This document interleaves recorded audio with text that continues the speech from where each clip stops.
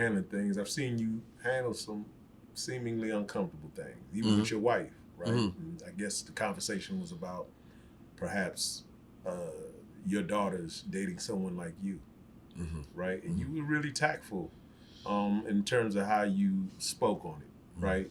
How did that make you feel in that moment? Well, naturally, they say all a man really has is his word, and your name.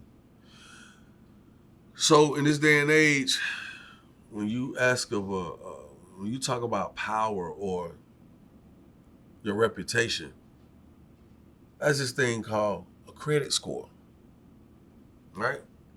So let's not get into the concept of the credit score, your FICA. We're gonna talk about your face card, the credit score of your face card. Now, I understood what my wife was saying to me.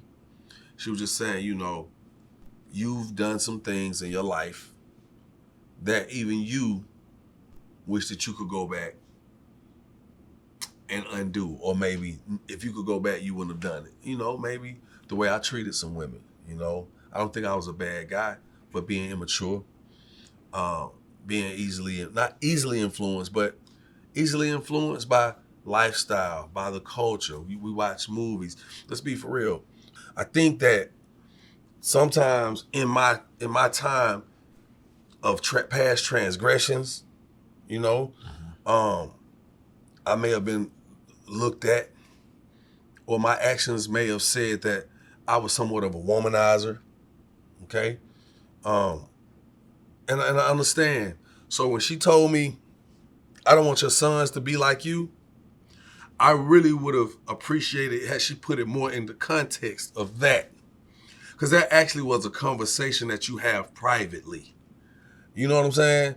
Because it's almost like if we was, let's say you talking to your wife, and your wife was a hoe once upon a time, but she changed, and you respect her for that, and you love her, but she was a hoe once upon a time, and she got kids, and you come out in front of the world and say, "Well, I pray your daughters don't be a hoe like you was at their age when you was the age when you was hoeing."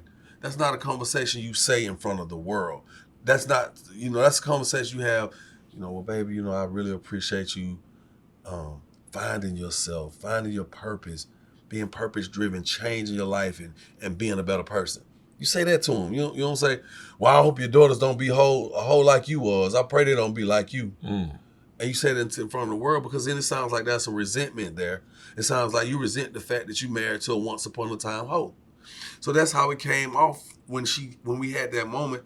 And I had to remain tactful because I understand my wife as a friend, as a confidant, as a significant other, as a husband. I understood that. So that's why I was able to keep a grasp on my temperament.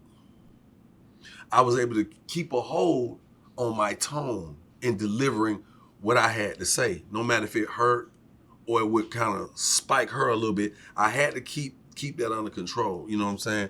And I felt some kind of way, but I love her for who she is. I love her for her honesty, and I love her for her true will to see me be a better person. And so, because I understood that about her, I'm able to walk away like, "Baby, we just got to work on it. We can't, we got to pick and choose our battles, because this conversation that we didn't even have to go there. And now you got me looking like I'm checking you in front of the world," which is okay if it's done tactfully, respectfully, but we shouldn't have to do that in front of the world. We were not filming Love and Hip Hop where people expect to see certain stuff. We're having a regular interview, and it just went left for a moment. Yeah, that's real. That's maturity, though. Yeah, I think I've heard or read some things where you're very open. Yeah. Right. In public, and I know this is your second marriage. Yeah. What is different in this marriage versus, say, your first one at this point? There's a checklist there. Yeah. The first marriage, there was no checklist, meaning there was no credit report. You couldn't pull my credit in the first marriage to say how well I did in my previous marriage, because there had not been a previous marriage. You kind of get what I'm saying? Mm-hmm. So coming into this second marriage, there is a credit report. there are questions when we were vetting each other, and there was a lot of questions pertaining to my marriage. What happened? How did y'all fall out of love? Why did y'all go y'all separate ways? Because here's a very interesting thing. My ex-wife and I could probably tell you how many times we argued in our marriage. And sometimes when I think about that, my level of maturity makes me sit back and recollect. And I start asking myself, was it that bad? Because it really wasn't. We didn't have a lot of conflict. I just think over time we grew apart. Just like, all right. It happened. I want something else. You might want something else. That's what happened. So the difference now is I know what it feels like to be divorced, to go through that process. I know what it feels like to sit up late nights not being able to sleep because you're thinking your whole family is about to be just the unit itself about to be destroyed, you know. So also I know hella do's and don'ts from my first marriage that I know is certain things that, you know, it's like right now, my wife get pissed off. She got mad at me the other day. We spun it was a true story. And I'm dealing with something, okay? One of my childhood friends, right? Just something happens. He's in the hospital. They saying seizure. Sound like overdose to me. I'm not putting it out there that that's what it was. I'm just saying what it sounded like. So that gave me like a sense of, damn, that he woke up out of a coma in 3 days. Told me I'm late for work. The doctor's like, yo, we never seen anybody wake up out of a coma like this. This is crazy. It's a phenomenon, right?